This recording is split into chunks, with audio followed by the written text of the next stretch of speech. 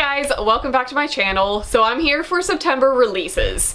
So we are officially into fall releases. You know how there's like two really big release periods of the year? We have spring, which is usually like April, May releases, and then we have fall, which is September, October releases. September is insane. Get ready to just start piling stuff into your Amazon cart or add things to your wish list, because that's pretty much what I did when I was like writing down notes for this video, because there are so many releases coming out. Like, so many. I'm gonna be getting so much book mail in September, it's gonna be insane. So I'm gonna go over the really big titles very briefly with the release dates, and then get into 5 of the like kind of smaller titles that I personally am really interested in. So I'm gonna go through sequels, big titles, big authors, and then get into those. So first off, we have Wildcard by Marie Lu coming out on September 18th. Very excited. Loved Warcross. Can't wait for this. We also have Escaping from Houdini, the next like stalking Jack the Ripper book by Carrie Maniscalco, coming out on also the 18th. We have Two Dark Reigns coming out on the 4th. This is by Kendara Blake. This I think is the final book in the Three Dark Crowns trilogy. I don't know what the actual trilogy title is, but we all know it. We all love it. All the covers are gorgeous. We have As She Ascends coming out on the 11th by Jodi Meadows. This is the sequel to Before She Ignites. Still need to read it. Still very desperate to read it. I'll get around to it, I promise. I've heard this one is really long, so that sounds great. We have The Iron Flower by Laurie Forrest coming out. This is a sequel to The Black Witch. This is coming out on the 18th. We have The Cage Queen by Kristen Cicerelli coming out on the 25th. This is the sequel to The Last Namsara. I read it, I adored it, can't wait for this. We also have Imposters coming out by Scott Westerfeld on the 11th. This is like the unexpected continuation of the Ugly series, which is like one of the OG teen book series, like from long time ago. Random new book coming out, who knew? Getting into just big new releases from authors, we have Give the Dark My Love by Beth Revis coming out. This looks awesome. I can't wait for it. Comes out on the 25th. We also have The Dark Descent of Elizabeth Frankenstein by Kiersten White coming out on the 25th as well. Can't wait for this. I've heard it's super creepy and super dark. I love Kiersten White. I can't wait. We have Strange Grace by Tessa Gretton coming out on the 18th. From what I've heard of reviewers and friends that I trust, this is the book of 2018 to read. I've heard it's amazing. Like, amazing. So I can't wait for this. And we also have Sadie coming out by Courtney Summers on the 4th. This is a book that's been floating around a lot on BookTube over the past couple months. It's finally being published on the 4th. Alrighty, that is a lot. I could probably keep going on with this list because it's just never ending. There are just so many huge titles coming out in September, but I'm gonna get into 5 that I am personally most excited about. The first book that I want to talk about is a mystery sci-fi fantasy mashup called What the Woods Keep, and this is by Katya de Becerra. This comes out on the 18th. First of all, I love the cover. That's what drew me in the first place. Then the synopsis. Let me give it to you because it hooked me. In the story, we're following Hayden, who has been working very hard at putting her past behind her. She's moving forward, going to college, living in a Brooklyn apartment with an awesome roommate, when on her 18th birthday, she inherits her childhood home under the condition that she uncovers its dark secrets. What? Right? I know. So this childhood home is in like backwoods, backcountry, Colorado. So she brings her roommate back to her hometown to kind of uncover the secrets. Her mother went mysteriously missing. Her father talks about a lost supernatural race. She keeps having dreams about weird rituals that take place in the woods and symbols. Weird stuff's happening, basically.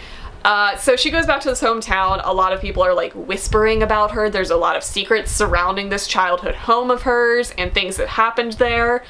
I can't wait for this. That's like the most intriguing and vague synopsis. It's described as being mystery, sci-fi, and fantasy all combined in one. What? I can't wait. I can't wait. And the next book I want to talk about is a kind of known author, but the start to a new trilogy, and that is For a Muse of Fire, and this is by Heidi Heilig, and this comes out on the 25th. So this is book 1 of a dark fantasy trilogy, and I'm so ready for it. So this story follows Jetta, whose family is famous for putting on a shadow play, which is kind of like a puppet show, and their secret behind this is Jetta. Jetta can control these puppets without strings, without attachments, and she does this by binding the souls of the recently departed to the puppets with her blood. I am already sold on this series. Hello. I don't need to know anything else about that plot, but let me tell you a little bit more. The fame of this puppet show has kind of landed her family a spot on a ship to go to a foreign land called Aquaton, something like that. Shadow plays are kind of like all the rage in this land, like they are trendy, and so her family has kind of gotten invited to perform there, but this land also has a king who has a rumored spring that can cure all illnesses, so they're kind of starting their journey down this path of like secrecy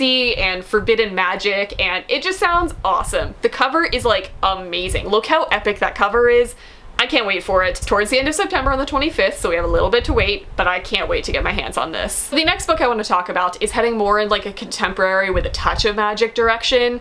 I'm very excited for it, and that is called The Deepest Roots, and this is by Miranda Acevedo, and this comes out on the 18th. So this is taking place in a very small town called Cottonwood Hollow, Kansas, and in this town, for the past century, all the girls are born with a gift or a talent. This can be a talent to like fix anything that you touch, heal any wound, find something that's missing, things along that vein. So in this story, we are following three best friends. We have Rome, Lux, and Mercy, and they all have kind of a similar talent that revolves around fixing things, but to each of them in a very individual way. This talent kind of feels like a curse because they might be able to touch something and fix it, but they can't fix the bigger issues in their life. Rome has like family issues where they can't afford their rent, and she has a hard time confiding in her best friends about it. Her best friends also have deeper and darker secrets, so it kind of seems like these three best friends are going to band together and kind of uncover more of the secrets of this town and where this gift came from.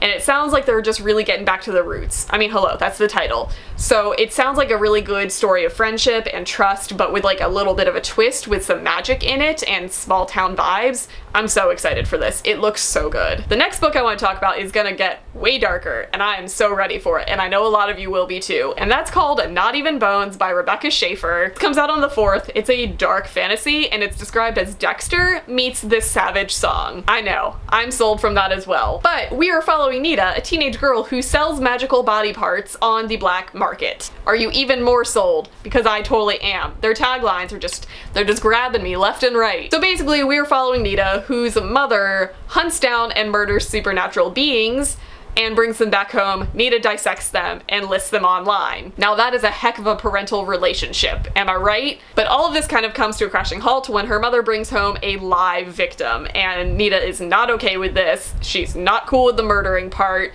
and she ends up in this victim's place on the black market because turns out she is also supernatural. So the story kind of gets flipped around and she's on the other side of the black market, where I'm assuming it's gonna get a lot darker. How can you get darker than that? I don't know, but I'm gonna read it and I'm gonna find out. The last book that I want to talk about is one that I think is just going to break me. From what I've heard of other people who have already read this and reviewed it, it's gonna be a rough one. Are you ready? That book is A Heart in a Body in the World, and this is by Deb Coletti. This comes out on the 18th. Now, Deb Coletti actually used to write a lot of YA contemporary, like way back in the day, like early Sarah Dessen days, like old school teen contemporary books. I think she was a very underhyped author, and it sounds like she's coming back with a punch. So in the story, we are following Annabelle, who is kind of running away from her problems literally. Something extremely tragic happened to her, and she has decided to run across the country. She is running from Seattle to Washington, D.C., like literally running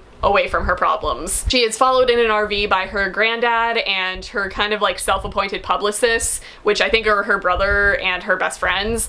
And as she has been doing this run, she's starting to gain a lot of media following, and she starts to kind of become famous. She's greeted as she crosses states borders. They like throw parties for her, but this whole time she's just dealing with overwhelming loss and trying to process what happened to her.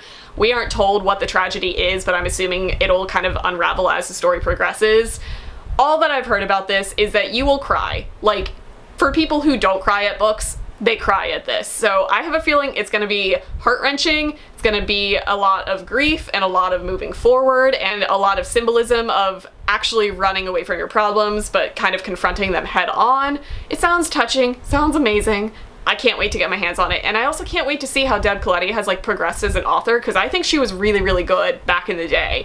And to see a new work come from her, I'm excited. Those are all of the books that I want to talk about. I actually have a couple arcs that I'm currently reading as I'm filming this that are September releases that I think I'm going to film a separate review video for those. I think there's like five 4 or 5 titles that I am in the process of reading right now that I really think you guys need to hear about. So look forward to a review of those coming soon. They are ones that I didn't mention in this video, so stay tuned for that. Also stay tuned because a lot of these books are going to be coming my way, so there is going to be a big book haul at the end of September. I already see it coming. It's going to be a doozy. Sorry if I added some books to your TBR. I will list every book that I mentioned down in the description down below if you would like to add it.